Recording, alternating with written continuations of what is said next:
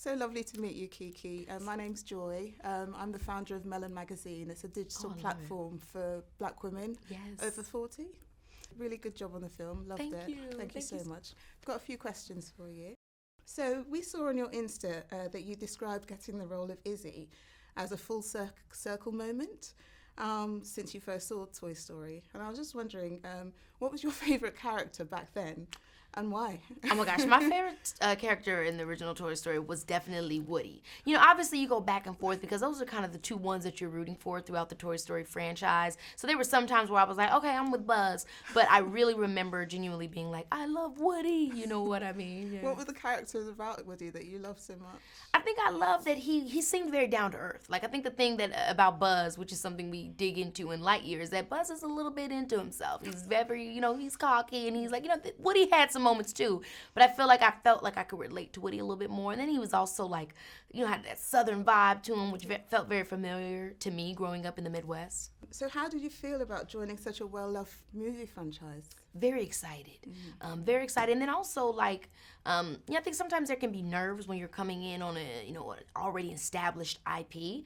However, the way that they introduced Lightyear and the way that they recreated this character in this storyline is something that I never saw before and never would have expected. Like, essentially, we're getting to be Andy, you know what I mean? Because Andy, this is why he had the toy Buzz, because he watched the movie that is Lightyear. And so I thought that was just a really creative way to be able to get us back into the world of Buzz. So Izzy is afraid of space. Ironic. So she's obviously got astrophobia. Yes. Do you have any irrational fears? I think I have irrational fears like, oh my gosh, if I don't ever evolve, mine's are very, obscure. Like, it's like, oh, if I never evolve, I never grow. Oh my gosh, that's so scary to me. Or, my irrational fears, if I overthink, when I overthink too much, I'm like, oh my gosh, can I stop overthinking? But I can't stop overthinking because I keep overthinking, little stuff like that. So we love the central theme of living in the moment and not postponing your happiness to a future, time. Can you give us a recent example of when you did that, lived in the moment? Man, I feel like I'm living in the moment right now. I think that's something that I actively try to do in my life. Especially as you get older, you just start realizing, okay, what is life really about? What, what really is happiness? How do I really find joy? What's meaningful? What are the priceless things that life has to offer me? And so I think I've really worked, definitely in the last 5 years to really focus on what's happening right now and how I can enjoy every moment. This is like my 20th year in the industry now, and I'm so excited about Lightyear. I'm so excited about all the things that have been happening this year and celebrating what the sacrifice to get to this point has been, and so I feel very much in the moment. Have you met any of the cast yet? Yes, I did. I met some of them at the premiere, which was really cool. We don't get to meet anybody when we're doing voiceover animation. I know it seems so sad, but it's a cool experience on its own. And then when you guys do meet, it's very like, oh my gosh, so good to finally meet you. So it's a lot of fun. But everyone was obviously lovely. Yeah. Was there any fangirling from you? Lots of fangirling for me as it became with Uzo. Oh, absolutely love her, and we had a lot of fun hanging out and doing a lot of press together. And being with her, it was like it made work very, very fun. And I'm now trying to figure out how we can do something else together that we actually around one another. Wonderful. She's great. So what was the best thing about filming this movie, would you say? The best thing about filming this movie was getting to watch Pixar at work. Because it's, aside from being a performer in the project, being an actor in it, I got to really see it from a filmmaker's point of view, how they collaborate with one another and how they come up with their storylines, how they work to get the concepts there, and just that's really invaluable. I think people obviously, would wait years to get that kind of opportunity to see them work up close. So I think for me, I really enjoyed that, and I learned a lot as a storyteller. We were really impressed with the animators' attention to detail, particularly regarding to Izzy and Alicia's hair. Yes. And their Afro hairstyles. Yes. And so on. What were your thoughts about that? I felt the same way. I think it's so important when it comes to representation. You don't want it to feel like, oh, we just threw on some black skin. You know what I mean? You want to know that they took time to understand the features, the look, make it specific, the hair, get the coils in there. Don't just give Alicia, the grandmother, and the granddaughter the same look and hairstyles when they're from two totally different times. And I feel like they really took that all into account, and that means something. You can just tell that they took their time with it and they wanted to get the representation correct, and that means a lot. I think it's just important. It was wonderful to see. So from your point of view, why is authentic representation important?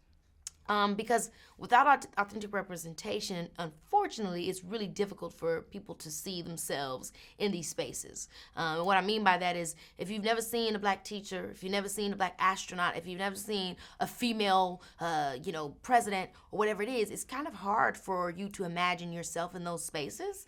And so the more representation that you have across the board, people are able to see themselves in these prominent places. They're able to see themselves in the world, living freely, limitless, boundless.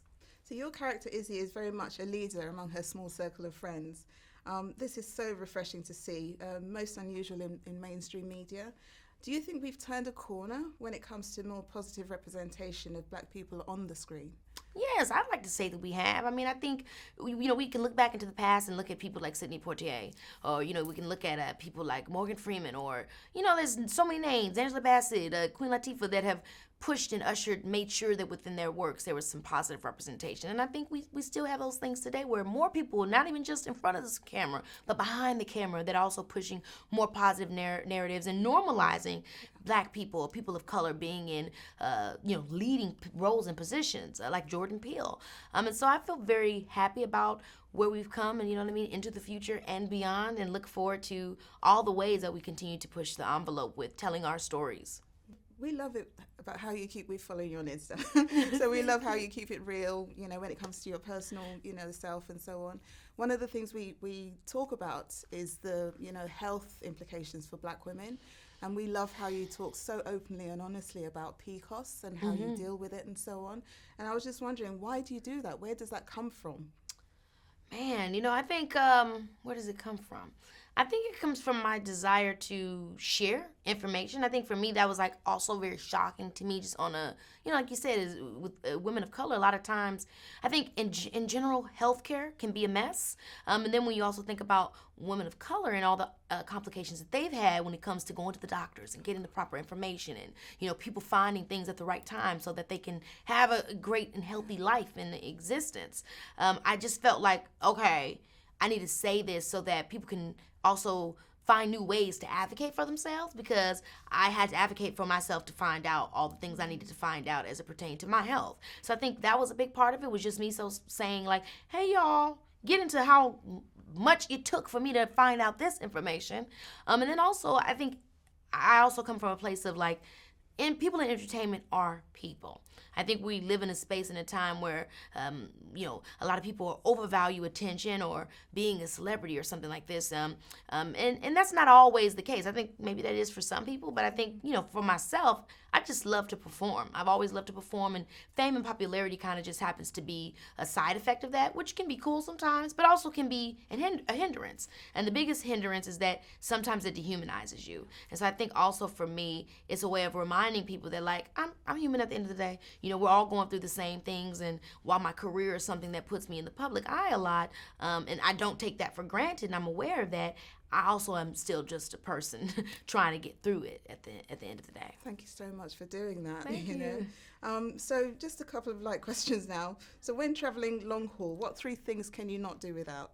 Oh my gosh. Okay, my charger, my cell phone, some type of communication, and some type of homesake, a pillow or a bear or a blanket, something that can remind me of home, all the traveling. Yeah.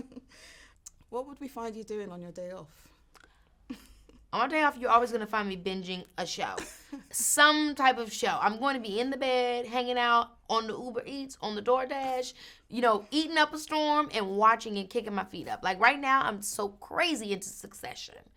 Oh my God. I just started that last week. Girl, that show has me in a chokehold. I am up all night. It's so good. It's like Game of Thrones in a different era. Absolutely. Such a good show.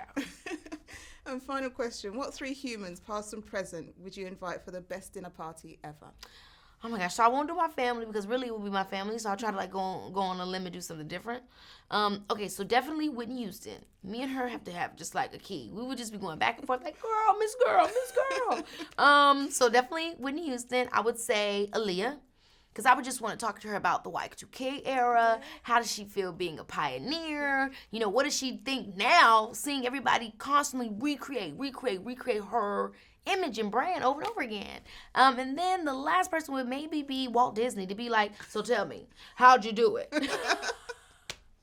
Definitely. So lovely meeting you. Thank you for talking to us. Thank you so much. Real pleasure. Thank you. That would be a hell of a dinner party. Whitney Houston, Walt Disney, oh my gosh. and no pauses in conversation whatsoever. Yeah. Everyone will be talking, and you'll be taking notes. Okay. Thank you so much. Thank you.